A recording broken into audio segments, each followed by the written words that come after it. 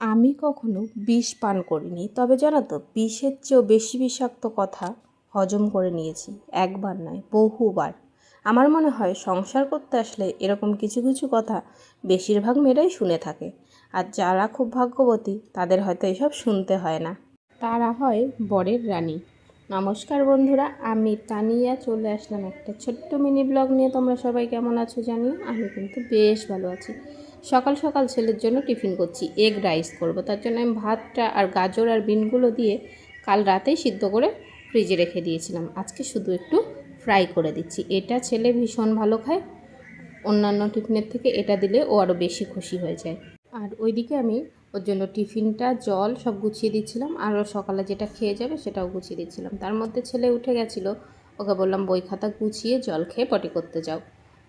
তারপরে ওকে আমি টিফিনটা গুছিয়ে দিচ্ছি, আবার সেটা দেখছে, ও ভীষণ খুশি।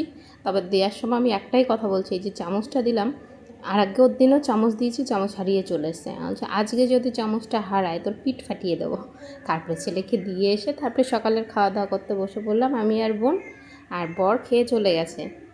আর ভিডিওটা আজকের মতো এই পর্যন্ত, আবার দেখা হবে নতুন কোনো ভিডিওতে। ততক্ষণের জন্য টাটা।